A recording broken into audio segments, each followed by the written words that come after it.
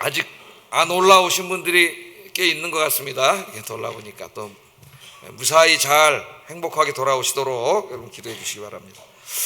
자, 오늘은 나는 네 하나님 여호와라, 네게 다른 신들을 두지 말라, 그런 주제로 말씀을 전하겠습니다. 우리 신앙생활에 있어서 제일 중요한 말씀인데요, 제가 만든 말이 아니고 오늘 성경 말씀 그대로입니다. 하나님이 하신 말씀인데, 나는 네 하나님 여호와라, 네게 다른 신들을 두지 말라. 자, 출애굽기 20장은 하나님께서 이제 이스라엘 백성들에게 십계명을 주시는 말씀입니다. 그리고 오늘 우리가 읽은 말씀이 1계명인데, 십계명의 말씀을 주실 때 10개의 계명만 주신 것이 아니고 그 앞에 서언이 있어요. 서언. 이 십계명을 주신 그분이 누구인가를 알려주는 서언이 있어요. 그래서 오늘 우리가 읽은 게 이제 서언의 말씀과 1계명의 말씀입니다. 서언의 말씀과 1계명의 말씀. 십계명은 제가 주일날 강의한 적은 없고 작년으로 기억이 되는데 수요 예배 때 한번 좀 심도 있게 강의를 했어요. 근데 이제 수요 예배에는 많은 분이 안 오시기 때문에 대부분은 못 들으셨고, 그래서 이제 홈페이지에 올려놨는데 그 당시에 그 1계명을 강의할 때 녹화가 안 돼가지고 그 10계명을 들어가 보시면 알겠지만은 1계명이 없어요. 제일 중요한 계명인데, 그래서 언젠가는 이걸 설교를 해가지고 채워넣어야 되겠다는 생각이 있었는데, 오늘 뭐 꼭 그런 이유만은 아니지만 오늘 이 말씀을 전하게 됐습니다. 그래서 10계명 앞으로 제가 이렇게 설교하는데 내일은 다음 주는 2계명 이렇게 하지는 않을 거예요.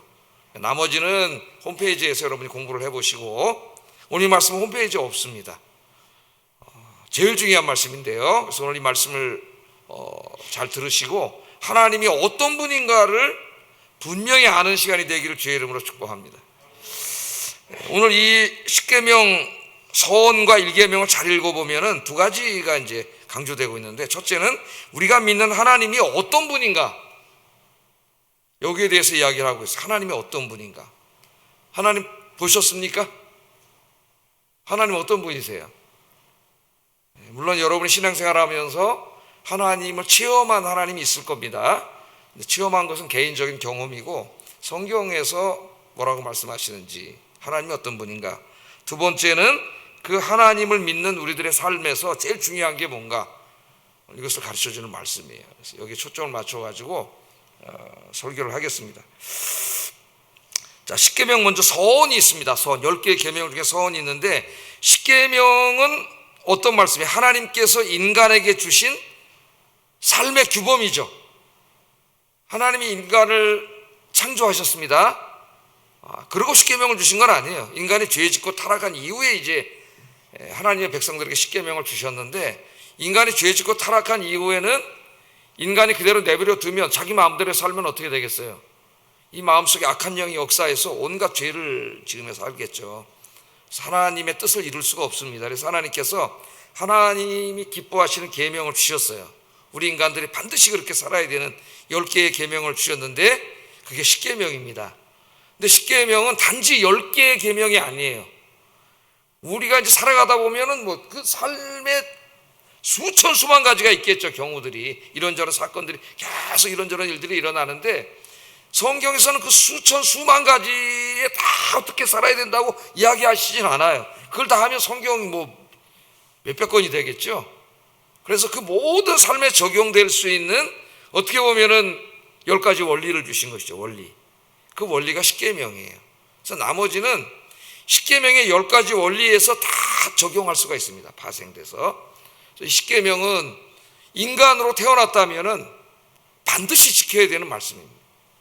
저는 말씀을 들으면서 그 중에서도 1계명이 제일 근본이 되는 말씀인데, 오늘 말씀을 잘 듣고 1계명 잘 지키시는 여러분 되기를 주의 이름으로 축복합니다. 자, 서언 한번 읽어보겠어요. 20장 2절 한번 읽어봅니다. 시작. 네 하나님 여호와니라, 나는 너를 애굽 땅 종되었던 집에서 인도하여 낸 네 하나님 여호와니라. 이 말씀을 하시고 십계명을 주신 거예요. 그러니까 10가지 계명을 주셨는데, 이 계명을 주신 그 분이 누구냐 하는 것을 먼저 이야기를 하는 거죠. 여러분에게 어떤 사람이 말을 했는데 그 말 한 사람이 누구냐가 우리에게 굉장히 중요하지 않겠습니까, 여러분? 자, 여기 이제 이 원문을 조금 직역하면은 이렇게 번역할 수가 있겠어요. 나는 여호와다. 나는 여호와 내 하나님이다. 이게 핵심 포인트입니다. 이게 하나님 소개하는 거죠. 이 말씀 십계명을 주신 분이 누구냐? 나는 여호와 내 하나님이다. 이분이 말씀하신 거예요. 그런데 그 여호와 하나님이 이스라엘과 어떤 관계에 있어요? 나는 너를 애굽 땅 종되었던 집에서 인도하여 내었다. 그들 애굽으로부터 구원해 준 바로 그 하나님이다. 그런 연결이 돼 있죠. 자, 그래서 오늘 여기에 이제 우리가 생각해 봐야 될 것이, 첫째, 나는 여호와다라는 말씀입니다. 나는 여호와다. 하나님 뭐라고 자신을 소개하셨냐면은 나는 여호와다. 그렇게 이야기를 했습니다. 자, 여호와는 하나님의 이름이죠. 근데 이 히브리 문화에서는 그 이름이라고 하는 것은 단지 그냥 하나의 이름이 아니고 그 사람의 어떤 본성과 속성을 전달해 주는 거예요. 그 성경에 보면 하나님의 이름이 다양하게 나옵니다. 여호와 샴마, 여호와 라파, 이런 이름들이 많이 나오죠. 여러 가지 이름이. 여호와 라파는 뭐예요? 치료하시는 하나님. 믿습니까? 아프실 때 기도하세요. 병원에만 가지 말고, 병원에도 가야 되지만 기도하시면 여호와 라파 하나님 치유해 주십니다. 하나님이 여호와 라파, 그 뭘 가르쳐 주는 거예요? 하나님은 치료하시는 하나님이라는 하나님의 본성과 속성을 알려주는 거예요, 우리에게. 여호와 이레다. 그러면 하나님은 우리를 위해서 준비해 주시는 하나님임을 알려주시는 거죠. 그러니까 여기에 이제 이름 여호와, 나는 여호와다, 이렇게 이름을 가르쳐 줬어요. 근데 그 모든 이름들 중에서도 이 여호와라고 하는 이름은 그 하나님의 모든 속성과 본성을 가장 본질적으로 보여주는 이름이 여호와예요. 제일 중요한 이름이에요. 그래서 성경에 보면 하나님을 항상 여호와 하나님 그렇게 이야기를 하고, 자음만 읽으면 야훼 하나님 그렇게 말하죠. 야훼 하나님 그렇게 이야기를 합니다. 자, 그러면 나는 여호와다. 하나님은 어떤 하나님이냐? 그것만 가지고는 우리가 무슨 하나님인지 알 수가 없어요. 자음 4개밖에 안 들어가 있는데 나는 여호와 하나님이다. 나는 야훼다. 제가 이미 이제 이 비슷한 본문들을 다룰 때에 그 여호와, 야훼 뭐 이런 관계에 대해서 여러 번 가르쳤어요. 아마 잊어버리셨더라도 언젠가 들은 기억이 있다, 그런 생각은 아마 여러분 나실 거예요. 자, 이 의미를 살펴보기 위해서는 출애굽기 좀 앞으로 가봐야 됩니다. 제일 먼저 우리가 볼 말씀이 이제 출애굽기 3장 14절이에요. 하나님께서 모세를 찾아오셔가지고 사명을 주시는 말씀입니다. 그러니까 모세 소명기사라고 할 수가 있는데, 하나님이 주신 사명 잊어먹고 미디안에 가서 결혼해가지고 양치면서 그냥 40년 동안 살았잖아요. 하나님이 어느 날 양칠 때에 찾아오셨죠. 찾아오셔서 너는 여기 양치고 너 하나 편안하게 살면 안 된다. 내 백성, 저 고통당하는, 애굽에서 고통당하는 내 백성 찾아가서 바로를 만나가지고 내 백성들 구해내야 된다 하는 하나님이 사명을 주셨습니다. 자, 이 사명을 받았는데 이게 참 무서운 사명이에요. 왜냐하면 그 왕인데 그 앞에 가서 그 왕이 지금 자기 노동력으로 사용하고 있잖아요. 노예들로.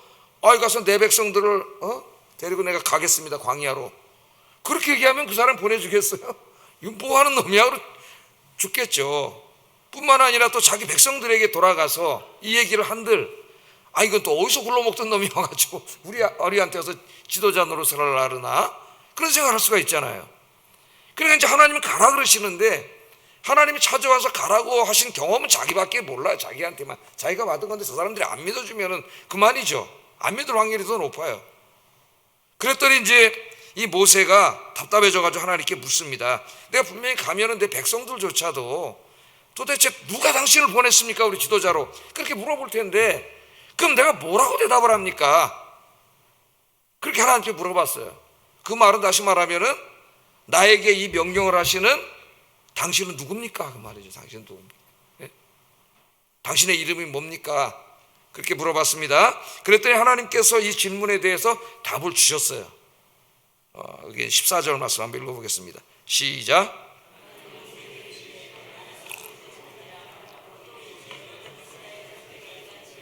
스스로 있는 자가 나를 너희에게 보내었다 하라. 그렇게 말합니다. 스스로 있는 자다. 그럼 더 이상하게 좀 대답은 하셨는데 너무 또 알쏭달쏭한 말 하셨어요. 이름이 뭡니까? 누구십니까? 난 스스로 있는 자다. 하나님 그렇게 말씀을 하셨습니다. 우리가 하나님 알 수 있나요? 하나님은 보이지 아니하시는 전능하신 하나님, 우리의 스스로의 이성적인 능력으로만은 하나님을 알 수도 없고 하나님의 뜻을 알 수도 없습니다. 아니, 계신지도 모르는데 뭐. 그러니까 안 믿는 사람들은 안 믿는 거 아니야. 하나님이 어디 있어? 우리가 하나님 믿으라면 하나님이 어디 있어? 나한테 보여줘봐. 그럼 내가 믿을게. 그러잖아요. 알 수가 없어요. 우리는 알 수가 없는데, 그래서 하나님이 존재하시다는 것을, 또 어떤 분이라는 것을 하나님 스스로가 우리에게 알려주시지 않는 한 우리는 알 수 없어요. 그 하나님이 자기에 대해서 알려주심을, 그걸 이제 계시라래. 계시, 자기 계시, 감추어졌던 것, 숨겨져 있는 것, 비밀스러운 것을 하나님이 드러내서 알려주시는 거죠. 그걸 계시라래요. 그래서 오늘 하나님이 나는 스스로 있는 자다 하고 자기를 알려주신 것을 신학에서는 자기 계시라래. 하나님의 자기 계시. 하나님이 알려준 만큼만 우리는 하나님을 알 수 있습니다. 그런데 이건 알려준 건지 안 알려준 건지, 어떤 개그맨 말대로 하면 진짜 알려준 것도 아니고 안 알려준 것도 아니고, 이게 뭐지? 나는 스스로 있는 자니라? 자, 이 말씀인데 일단은 그건 제쳐놓고 어떤 뜻인가는, 자, 다시 이제 조금 더 4장, 5장, 6장 계속 이제 하나님 모세를 부르시고 모세는 안 갈라 그러고 이렇게 하는 내용이 나오죠. 그다음 6장에 가면은 이 모세가 또 한 번 물어봅니다. 나는 스스로 있는 자냐? 이거 가지고는 잘 모르겠어요. 하나님 이름이 뭡니까? 물어봤어요. 그랬더니 거기서는 하나님 뭐라 가르쳐 주시냐면은 나는 여호와다. 오늘 이제 이 말씀을 합니다. 나는 여호와다. 출애굽기 6장 2절 읽어보겠습니다. 시작. 나는 여호와다 이렇게 말씀을 하셨어요. 처음에는 나는 스스로 있는 자다 그렇게 말씀을 하셨는데, 이건 몇 번 대화가 오고 가다가 나는 여호와다 이렇게 말씀을 하셨으니까 우리가 뭘 할 수 있냐면, 아까 나는 스스로 있는 자다 하는 이름과 여호와다 하는 이름이 같은 이름이라는 걸 알 수가 있습니다. 같은 대화 속에서 나온 거예요. 더 분명하게 가르쳐준 말씀인데요. 자, 여호와다. 그것도 이렇게 잘 모르겠어요. 여호와다는 무슨 말일까? 그래서 오늘 이제 이곳에 스스로 있는 자인 하나님, 여호와이신 하나님, 야훼이신 하나님을 통해서 하나님은 어떻게 자기를 계시해 준 것인가, 어떤 분인가를 우리가 좀 공부해 보겠습니다. 먼저 이제 이것을 신학자들 중에 이제 크게 해석 여러 가지가 있지만은, 이 존재론적인 해석 하나와 문법적인 해석, 언어 문법적인 해석 두 가지로 이제 한번 나누어서 좀 설명을 해보겠어요. 이 두 가지가 굉장히 중요한데, 스스로 있는 자라는 말은 이제 먼저 존재론적인 해석을 하다 보면은 예흐예 에시에로 예흐예라는 히브리 말을 번역한 건데, 이 말을 그냥 번역하면 나는 나다 그 말이에요. 영어 성경에 다 그래서 I am who I am, I am 나는 뭐뭐시다, who I am 나다 이렇게 그야말로 문법적으로만 번역을 했습니다. 근데 우리말 성경은 굉장히 좀 신학적이고 철학적으로 번역을 했어요. 나는 스스로 존재하는 자다. 나는 스스로 존재하는 자다. 그렇게 이야기합니다. 자, 존재론적 해석 말이 좀 어려운데, 자, 이것은 뭐냐면 한번 좀 설명을 해보겠어요. 모든 존재하는 것들은 그 존재하는 원인이 있죠. 그러니까 이제 옛날에 철학자들이나 신학자들이 생각하기를 존재한다는 게 뭘까? 그럼 그냥 사람이 생각하기에 우리가 눈으로 보고 귀로 듣고 감각, 오감을 통해서 만질 수 있는 것, 이런 물질 세계가 존재한다고 생각을 한 거죠. 그런데 이제 조금 더 깊이 생각한 사람은 과연 그런 것만 존재하는 걸까? 우리의 감각기관을 통해서는 보고 듣고 느낄 수 없지만 실제로 더 궁극적으로 존재하는 것이 있지 않을까? 이런 생각을 하게 됐습니다. 그래서 18세기 무신론이 나오기까지 모든 서양 사람들은 이 물질 세계만이 다라고 생각하지 않았어요. 이 우주도 하나의 유기체라고 생각을 했고, 우리처럼 그 우주에도 하나의 이성이 있다고 생각을 했어요. 이 철학자들이 하나님을 잘 모르고 그런 생각을 했습니다. 이런 이제 우리 물질 세계만이 아니라 그 물질 세계를 넘어서는 어떤 그 더 궁극적인 세계, 그런 존재가 있지 않을까, 이런 걸 연구하는 철학이 이제 존재론이라 해요. 존재론. 아까 내가 존재론적 해석을 한다 그랬잖아요. 그리고 또 다른 말로 하면은 메타피직, 형이상학이라 그래요. 형이상학. 잘 모르셔도 됩니다. 철학은 힘드니까. 철학은 왜 하느냐? 인간의 이성을 통해서 진리에 도달하려고 하는 학문이에요. 과연 진리가 뭐냐? 순수한 인간의 이성적인 연구를 통해서 계시에 의존하지 않고 인간의 이성을 통해서 진리에 도달하는, 이 철학에서 과학이 나오고 수학이 나오고 이제 다 나오는 거예요. 하여튼 이렇게 설교하면 오늘 좀 언제 끝날지는 몰라. 하여튼 존재론적 증명을 해보겠습니다. 자, 존재론적 증명이 뭐냐 하면은, 중세 사람들이 그렇게 이제 하나님 증명하려고 하다가 하나님이 존재하는지 어떻게 알아 당신이? 성경에 있잖아.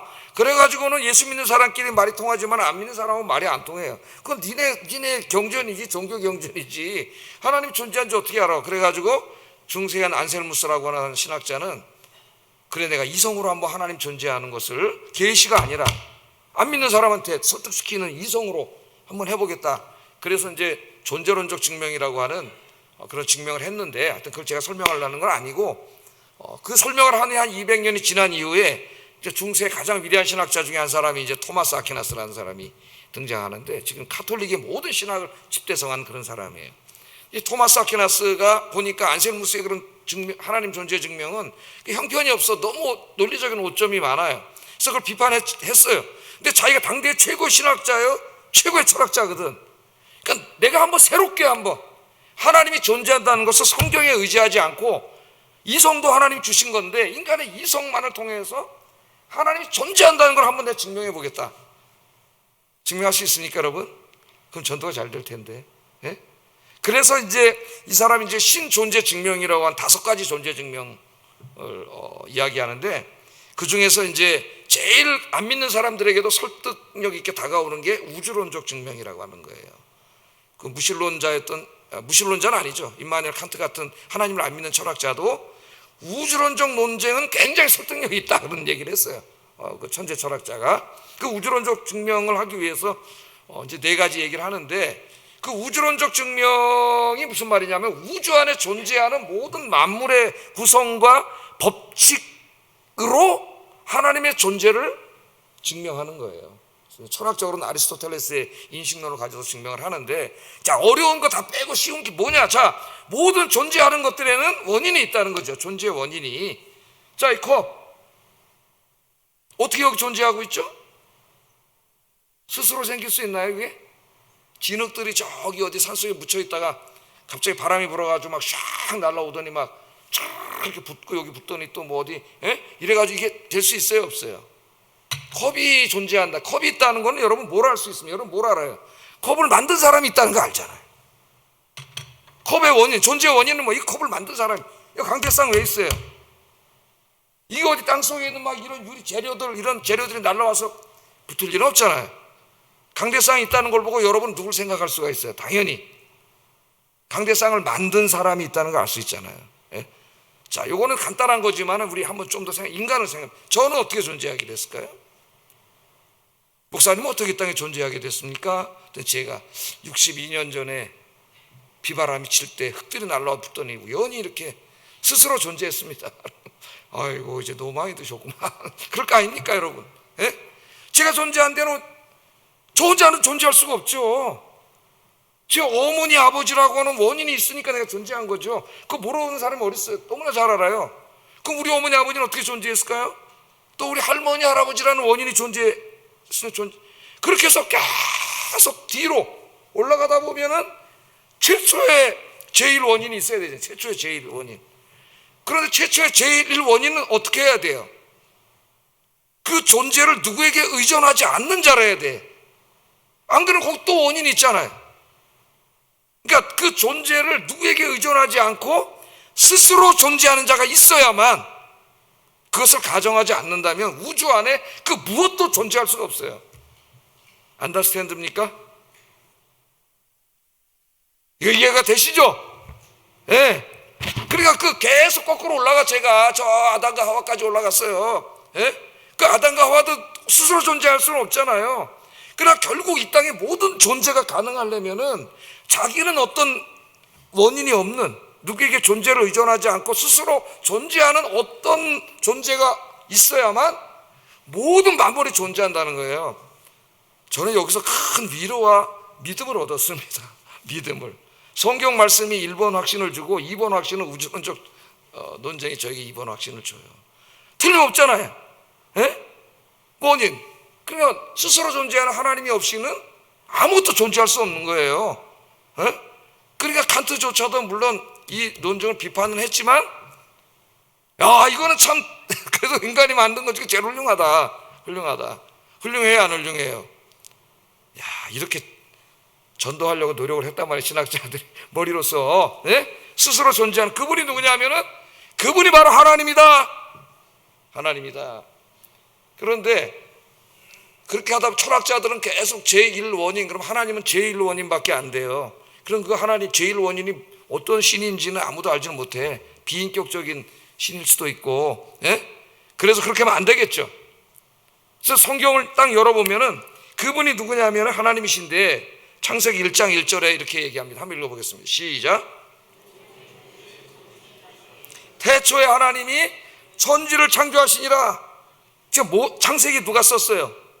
모세가 썼죠. 출애굽기 누가 썼어요? 모세가 썼죠. 같은 사람이 쓴 거예요. 모세오경입니다. 창출 내민 신. 그 야훼 하나님을 소개한 모세가 여기 뭐냐면 태초에 하나님이 천지를 창조하시니라 이렇게 얘기를 하는 거예요. 그러니까 그 하나님은, 제1원인 하나님은 천지를 창조하신 하나님이에요. 그러니까 성경 말씀하고 딱 맞잖아요. 스스로 존재하는 그 하나님도 누가 원인이 있으면 안 되지. 그럼 모든 존재가 불가능하지. 스스로 존재하는 하나님이 이 온 우주 만물과 인간과 그 안에 존재하는 식물과 동물과 모든 것들을 창조하셨고, 그 스스로 존재하는 하나님이 없다면 어떤 것도 존재할 수 없어요. 왜? 스스로 존재할 수 없기 때문에. 제가 가장 쉽게 얘기했잖아요. 이거 어떻게 스스로 존재해요? 그러니까 이게 얼마나 위대한 증명입니까? 이성을 통해서 하나님 존재하신다고 하는 것을. 창조주 하나님이다. 창조주 하나님, 그렇게 얘기를 했습니다. 자, 이 창조주 하나님이 어떤 하나님이냐? 이스라엘의 신앙 고백을 읽어보면은 이 창조주 하나님은 항상 전능하신 하나님이에요. 왜요? 말씀으로 모든 것을, 스스로 존재하시는 그분이 말씀으로 모든 것을 창조하셨기 때문에 그분은 불가능이 없으신 거죠. 그래서 전능하다는 말은 불가능이 없다는 말이에요. 우리 인간은 불가능한 거 투생이죠. 나폴레옹이 내 사전에는 불가능이 없다. 그 불량사전이지, 불량사전. 다 불가능해. 그러나 하나님 불가능이 없어요.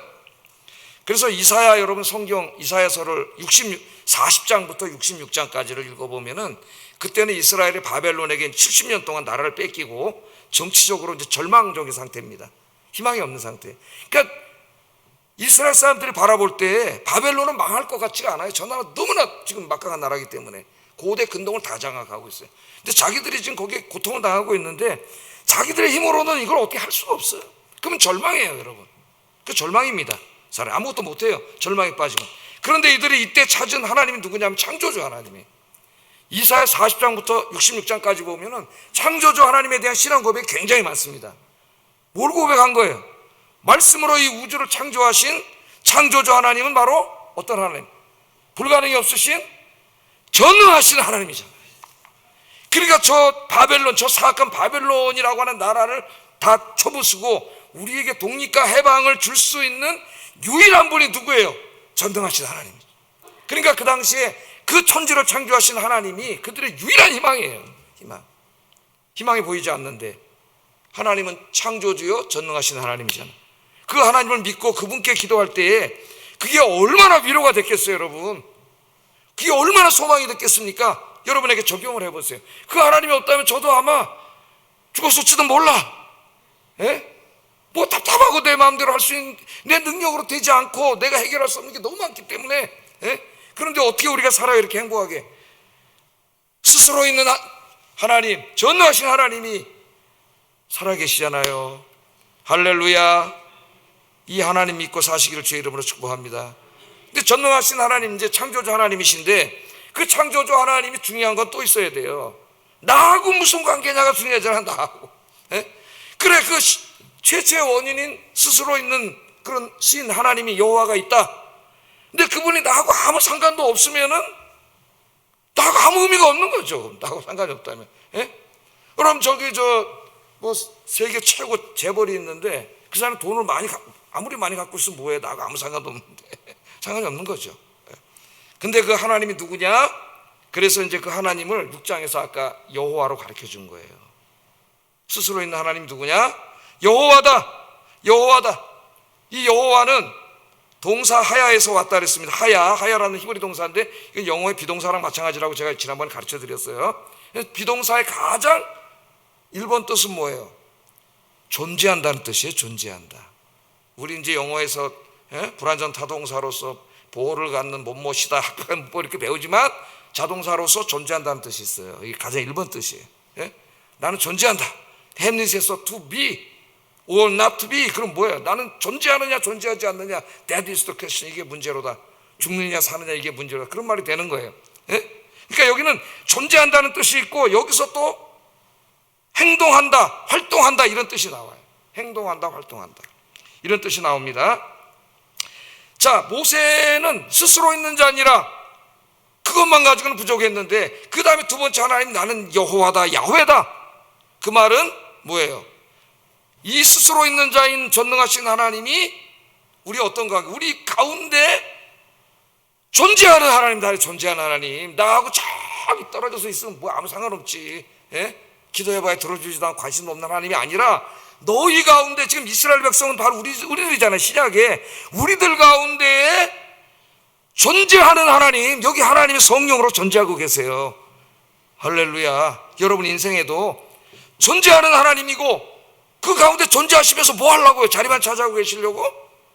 존재하시면서 뭐 해줬어요? 이스라엘 백성들 애굽에서 구원해 주시고 광야길 가는 동안 인도해 주시고 지켜주시고 먹을 거 없고 마실 거 없으면은 공급해 주시고, 할렐루야. 너무 좋으신 하나님, 우리가 믿는 하나님이 스스로 계신 하나님, 우리 야훼 하나님. 그래서 그 하나님은 우리 뭐가 돼요? 예수님의 아버지, 그 하나님 뭐라 부르라 그랬어요? 아빠라 부르라 그랬잖아. 아빠로. 하늘에 계신 우리 아빠. 그랬더니 유대인들이 돌로 때려 죽이려고 그랬어요. 그 거룩하신 하나님은 어디 감히 아빠라고 불러, 죄인 놈들이. 그게 은혜예요, 여러분. 하나님의 아빠가 되어주시잖아요, 여러분. 하늘에 계신 아빠. 근데 그분이 전능하셔요. 그게 이제 염려하지 마세요. 전능하신 아빠 하나님 계시잖아요. 그 하나님. 그러니까 아까 신앙 고백할 때 뭐라고 신앙 고백했어요? 전능하사 천지를 만드신 하나님이 내 아빠임을 믿습니다. 엄청난 고백을 하는 거예요. 그러니까 그거 한 구절만 여러분이 확신해도 걱정, 염려, 불안이 사라져요. 신앙생활을 잘하면은 이런 걱정, 염려, 불안이 사라져요. 다른 데 있는 게 아니에요. 하나님 자성계. 근데 그 하나님 뭐라 그러냐? 나는 여호와라. 그 다음에 또 한 말씀을 하셨어요. 나는 네 하나님이다. 너의 하나님이다. 소유격입니다. 너 2인칭 소유격. 너의 하나님. 야, 이 우주를 창조하신 하나님이 너의 소유야. 너의 소유. 너의 하나님이라는 거예요. 그 사도 바울도 뭐라고 기도해요? 나의 하나님. 시편 기자들도 뭐라고 기도해요? 나의 하나님. 엄청난 기도죠. 스스로 있는 전능하신 하나님이 나의 하나님, 나의 하나님. 그래서 십계명 연구소를 쓴 총신신대원의 김지찬 교수는 이 나는 하나님이다라는 이 어구를 하나님의 자기헌신 어구라고 그럽니다. 하나님의 자기헌신 어구. 내가 너의 하나님이 되어줄게, 그 말이죠. 천지를 창조하신 전능한 하나님이 뭐가 돼요? 너의 하나님 되어줄게. 그 말은 하나님 역할을 해줄게. 하나님 역할이 뭐예요? 우리 구원해 주시고 지켜주시고 인도해 주시고 먹여주시고 우리 아빠 역할을 해주시는 거죠. 할렐루야. 이 나는 여호와다 하는 이름 속에 하나님이 어떤 분인가, 우리가 어떤 관계에 있는가를 어떻게 해주시는 거예요? 제가 다 설명을 해주, 성경을 말씀을 통해서. 할렐루야. 이 하나님 의지하고 믿고 사시기를 주의 이름으로 축복합니다. 자, 이 하나님께서 이렇게 여러분을 구원해 주시고 외아들까지 주셨잖아요. 먹여주시고 입혀주시고 지켜주시고 인도해 주시는 하나님께서, 우리를 너무 사랑하시는 하나님께서 우리가 행복하게 살기를 원하세요. 그래서 이렇게 살아야 행복하게 산다 하고 주신 계명이 십계명 구약의 율법, 그런 게 아니에요. 신약이 우리들이 반드시 지키며 살아야 하는 말씀인데 그 중에 제일 근본되는 말씀이 1계명이에요. 1계명 7절 한번 읽어보겠습니다. 시작. 3절이죠. 시작. 나 외에는 다른 신들을 내게 두지 말지니라. 일기면 나 외에는 다른 신을 내게 둘지 말지니라. 이 말을 긍정적인 말로 바꾸면은 무슨 말이에요? 하나님만을 섬기고 예배하라는 말이 됩니다. 하나님만을 섬기고 예배하라. 그래서 일계명의 핵심은 하나님만을 섬기고 예배하라예요. 예배하라. 근데 지금 여기 보면 하나님이 왜 다른 신들을 내게 두지 말라 그랬어요? 다른 신들을, 그 말은 이스라엘 백성들이 하나님만을 예배한 게 아니라 다른 신들을 뒀다는 걸 전제하는 것이죠. 자, 이스라엘은 이 출애굽하기 전까지 400년 동안 애굽에서 살았습니다. 400년 동안 살면서 알게 모르게 그들의 이 삶 속에 이 우상이 아주 뼛속까지 스며들어가 있어요. 애굽은 다신론 사회입니다. 태양신, 주신이 태양신이에요. 라라고 하는 태양신이 있고 그 밑에 엄청나게 많은 신들이 있어요. 십계명에 나오는 그 무슨 개구리니 파리니 다 애굽의 신들이에요. 신들. 신들을 심판하시는 거예요, 하나님께서. 자, 신들이 굉장히 많아요. 근데 이들이 이제 여기 출애굽해가지고 광야에서 이제 하나님과 언약식을 맺고 언약 백성이 되고 이제 막 하나님 백성이 됐지만은 그들이 과거부터 살아왔던 그 우상 숭배의 그 문화와 그 지식과 잔재들이 뇌에 아주 세포까지 꽉 차 있다고. 예? 그래서 어떻게 불쑥불쑥 튀어나와요. 그래서 하나님이 너희가 이제 완전한 하나님의 거룩한 백성이 되어서 가나안의 약속한 축복을 받고 살기 위해서 제일 지금 중요한 게 뭐냐면은 너희들 마음속에 뇌 속에 세포 속에 스며드는 우상 숭배를 전부 헐어버려야 된다는 겁니다. 그래야만 하나님의 백성이 될 수 있어요. 이스라엘이 왜 망했습니까? 왜 망했어요? 1계명을 지키지 않아서 망했어요. 1계명이 제일 중요한 계명이고 근본적인 계명이에요.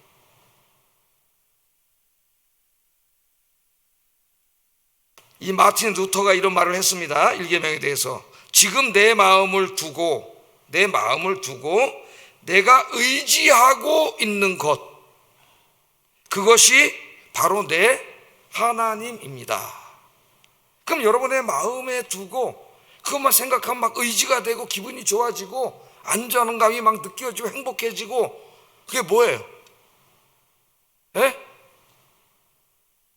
그게 하나님이 아니라면은 그게 우상이에요. 그게 대부분의 사람들은 돈이에요. 돈, 권력 이런 것들이죠. 예? 그냥 통장에 있는 돈만 생각하면 가슴이 뿌듯해지고 노후가 다 보장된 것 같고, 예? 저기 부동산 좀 사는 거 생각하면 마음이 든든해지고. 그런다면은 심각하게 생각해 봐야 됩니다. 그래서 하나님 믿는 사람이 아니에요. 돈 믿는 사람이고 땅 믿는 사람이에요. 성경은 그것을 우상숭배라고 이야기하고 있습니다. 좀 이따 읽어볼 텐데, 예? 로마서 1장 25절 한번 읽어보겠습니다. 시작.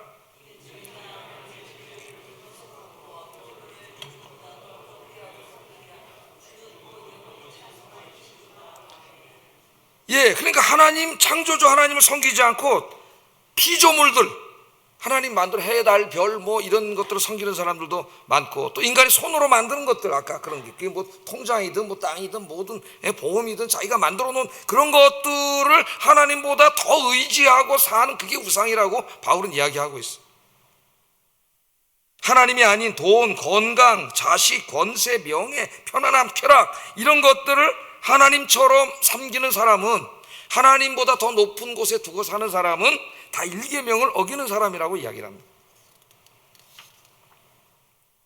신명기 4장 5절, 신명기 6장 4절 5절 한번 이렇게 하나님을 어떻게 섬겨야 되느냐 한번 읽어보겠습니다. 시작. 너는 마음을 다하고 성품을 다하고 힘을 다하여 내 하나님 여호와를 사랑.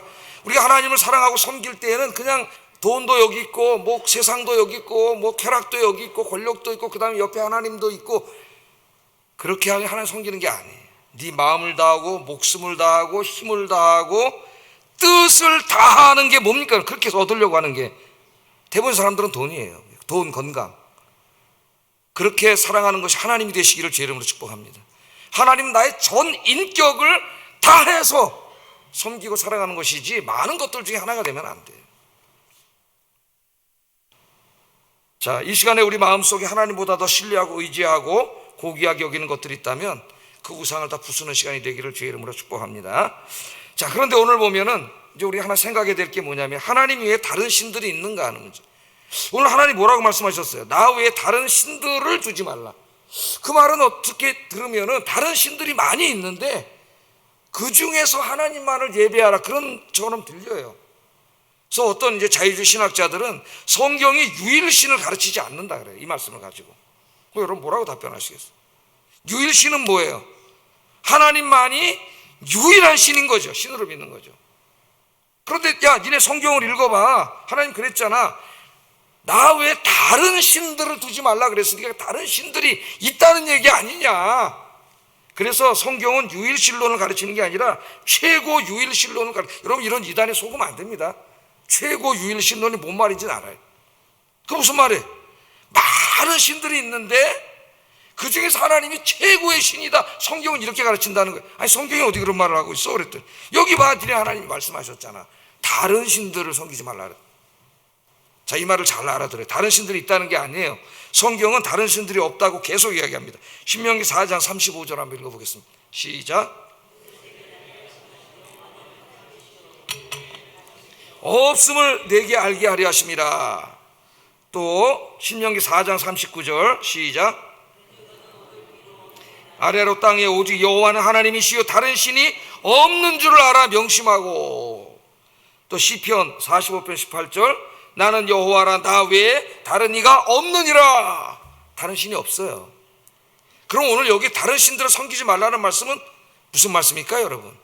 인간들이 신들을 만들어낸 거예요. 신이 존재하는 게 아니라. 왜 만들어냈어요? 안전과 풍요입니다. 안전해야 돼. 근데 막 전쟁이 일어나고 전염병이 퍼지고 홍수가 일어나고 가뭄이 일어나면 자기 힘을 할 수가 없어요.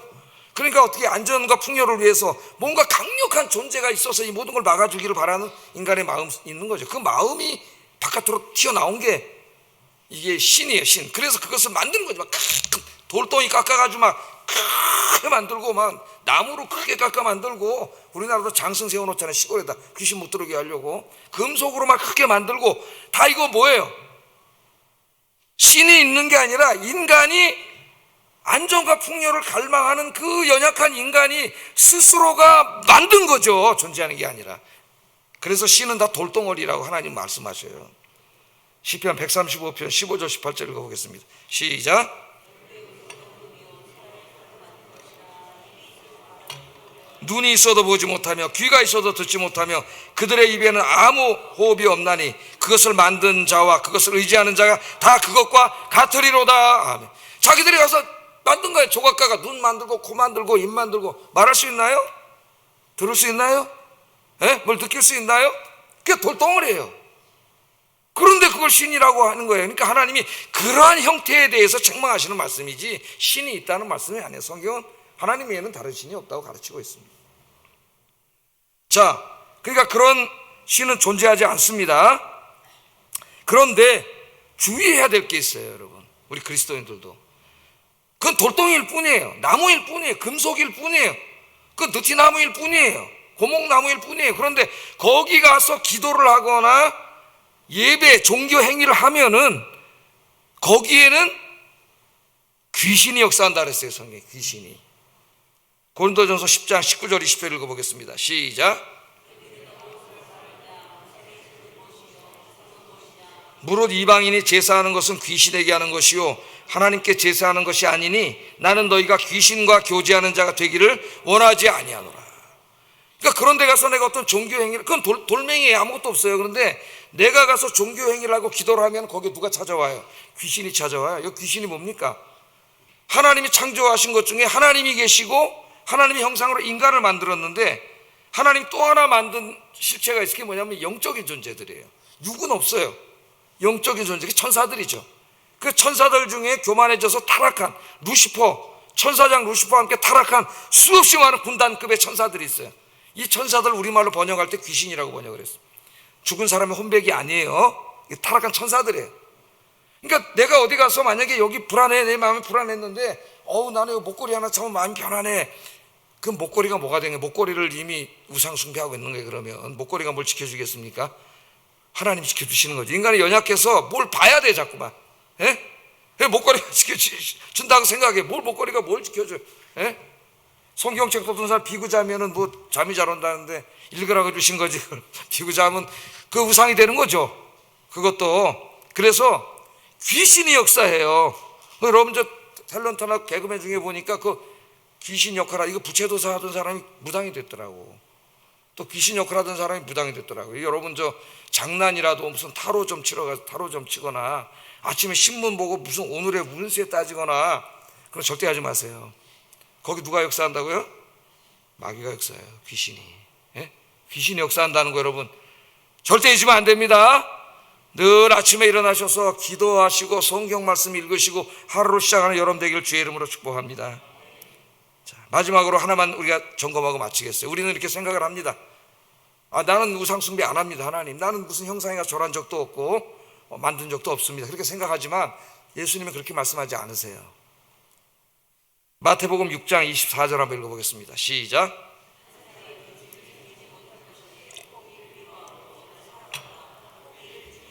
저를 경히 여김이라 너희가 하나님과 재물을 겸하여 섬기지 못하느니라.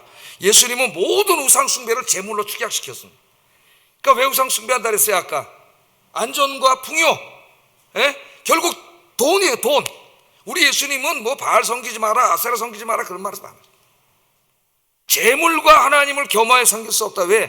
모든 우상 숭배를 하는 사람들의 그 근저는 돈 사랑이 있어요. 재물 사랑. 만모니즘이라 그래요. 만모니즘. 만몬, 재물이라고 하는 엄청난 이 귀신 덩어리가 있어요. 그래서 나는 돈도 사랑하고 하나님도 사랑해. 거짓말이라는 거예요. 예수님 할 수가 없어요. 왜? 하나님과 라이벌 신이에요. 돈을 사랑하는 순간 하나님 사랑한다는 거 거짓말이에요. 돈을 사랑하면 하나님 절대 사랑할 수 없습니다. 왜? 돈이 하나님이 되기 때문에. 그 다음에 하나님은 돈 벌게 해주는 수단밖에 안 돼요. 기도에 하나님 돈 주세요 안 주면 에이 하나님 어디 있어, 기도 안 해.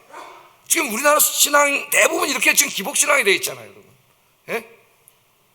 하나님과 돈 겸하여 섬길 수 없어요. 그래서 여기 섬긴다는, 예배한다는 말이 사람들이 하나님을 예배하든지 돈을 예배하든지 한다는 거예요. 여러분들은 하나님만 예배하시기를 주의 이름으로 축복합니다. 돈은 목적이 되면, 돈을 사랑하면 그 목적이 돼요. 목적이 되는 순간 하나님이 되는 거예요, 여러분. 자, 이 예수님의 말씀을 깊이 연구하다가 이 돈 말고 현대인들이 하나님 이치에다 놓고 우상 숭배하는 것들은 없을까를 현대 신학자들이 많이 연구하게 됩니다. 이제 가장 위대한 학자 중에 하나가 우리나라에 많이 책이 번역되어 있는 그 자크웰이라고 하는 사람이고, 그 외에도 많은 신학자들이 얘기를 했어요. 그래서 이제 제가 그걸 몇 가지 추려해 보면은 현대 그리스도인들이 자기도 모르게 우상으로 섬기는 것들이 뭐냐면 경제 성장주의. 돈이잖아요, 돈. 경제 성장. 어떤 대통령이 아무리 도덕적으로 훌륭해도 경제가 망가지면 그 사람이 역적되는 거예요. 그 당은 망하는. 경제 성장주의. 돈 많이 버는 게 알게 모르게 모든 사람의 머릿속에 신이 돼 있다. 하나님이 돼 있어. 그 다음에 과학 만능주의. 과학 학교에서 배우는 과학이 신이 돼요. 성경보다도. 신학자들, 목사들도 그런 인간들이 지금 엄청나게 많아요. 과학 만능주의. 그 다음 민족주의. 우리나라의 민족주의가 얼마나 심각해. 민족, 하나님보다 민족이 더 높이 있어요. 민족이라는 개념이. 그 다음에 혁명 이데올로기. 이 좌파 이데올로기, 특별히 공산주의 이데올로기. 이 좌파 목사, 좌파 신학자들이 굉장히 많습니다. 성경과 하나님 이데올로기 밑에 들어가 있어요. 그 다음에 젊은이들, 요새 많은 사람들이 열광하는 스포츠 스타, 영화 스타, 가수, 우상처럼 막 젊은 애들이 섬기고, 우리나라의 많은 중년들이 어떤 가수가 오면은 하여튼 거기 찾아가가지고 하는데, 하여튼 노래하는 것도 아니라 축구 시축하러 왔는데도 거기를 다 와서 꽉 채운다고 한다는 것은, 하여튼 대단히 죄송하지만 저는 정말 심한 말은 안 하겠습니다. 이해를 못 하겠어요. 이해를 못 하겠어요. 이거 우상이 된 거예요, 우상이. 그렇게 열심히 교회 가서 예배하고 전도하고 합니까? 그 사람들이? 그게 다 우상이 된 거예요. 우리나라에서는 정치인, 고향이 우상이 된 사람들이 많아요. 하나님이고 하나님의 뜻, 말씀, 성경 다 필요 없어요. 고향과 정치, 자기가 지지하는 정치인, 여야를 막론하고 완전히 하나님이에요, 우리나라에. 목사들도 그러고 있어요. 또 어떤 신학자들은 21세기 현대 그리스도인들의 강력한 우상을 자기애라고 합니다. 자기 사랑. 자기가 하나님이야, 자기 사랑. 그래서 인생의 목적도 소확행에 소소한 행복을 누리면서 자기를 사랑하고 그렇게 자기 건강을 유지하고 그렇게 살아가는 게 인생의 목적이에요. 자기가 우상이 된 거예요. 자기가. 우리는 뭐를 위해 살아야 되는데? 하나님의 영광을 위해 살아야 되는데 자기가 하나님이 된 거예요. 자기가 최고 가치가 된 거죠. 예. 이처럼 인간이 자신의 손으로 만든 것을 하나님보다 더 사랑하고 의지하고 찬양하는 모든 우상 숭배에 대해서 우리는 심각하게 생각을 해야 됩니다. 우상이에요. 하나님 자리 다 올라가 있잖아요. 고린도후서 10장 5절 바울이 이렇게 얘기했어요. 읽어보겠습니다. 시작. 모든 생각을 사로잡아 그리스도에게 복종하게 하니 하나님 아는 것을 대적하여 하나님보다 높아진 게 다 우상이에요. 하나님보다. 어떤 사람은 이념이 더 위에가 있고 돈이 더 위에가 있고 하나님보다 더 높아진 게 다 우상인데 어떻게 하라 그랬어요? 하나님보다 높아진 것을 다 부숴버리라 말이에요. 부숴버리라, 무너뜨리라 말은 다 오늘 부숴버리기를 주의 이름으로 축복합니다. 부셔버려야 돼요. 여러분 마음의 성전에 하나님이 계신 게 아니라 그게 있어요. 다 에스겔서에 보면은 성전에다가 이방 신들을 갖다 놨잖아요. 타락하니까. 어떻게 이런 일을 했지? 저도 그렇게 생각했는데 내 마음속에 있더라고 그게. 여러분 마음의 성전에 누가 계세요? 도원님이 계십니까? 예? 여러분 자기 자신이 있는 거 아니에요? 다 때려 부수고 하나님이 여러분 마음의 성전 보좌에 앉게 하시기를 주의 이름으로 축복합니다. 네. 그래서 우리는 하나님만을 높이고 하나님만을 경배하며 살라는 게 일개명의 핵심이에요. 시편 이사야서 2장 11절 여호와께서 홀로 높임을 받으시리라. 아멘. 2장 17절 여호와께서 홀로 높임을 받으실 것이요.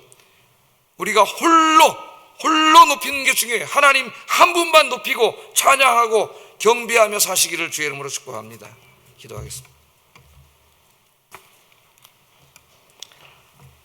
우리가 믿는 여호와 하나님은 창조주 하나님, 전능하신 하나님이요 우리를 구원하시고 우리 곁에 존재하시면서 지켜주시는 하나님임을 잊지 않게 하소서. 두 번째, 하나님보다 더 사랑하는 것, 하나님보다 더 높아진 것, 하나님보다 더 의지하는 것, 내 마음속에 있는 우상임을 깨닫고 모든 우상을 다 헐어버리게 하소서. 오늘부터 하나님 한 분만 높이고 하나님 한 분만을 섬기며 예배하는 삶을 살게 하소서. 기도하겠습니다. 사랑하신 아버지 하나님 감사합니다. 오늘 귀한 말씀을 통하여 나는 여호와라, 나는 스스로 있는 자니라 하신 하나님이 어떤 하나님이며 우리와 무슨 관계있는지를 가르쳐 주셨습니다. 우리를 너무나 사랑하시는 하나님께서 나 외에 다른 신을 두지 말라고 말씀하셨는데 이 말씀을 가슴에 깊이 새기게 하시고 내 마음속에 하나님보다 더 높아져 있는 모든 우상들, 신들을 다 헐어버리게 하시고 하나님 한 분만 홀로 높이며 찬양하며 경배하게 하여 주시옵소서. 예수님 이름으로 기도드립니다. 아멘.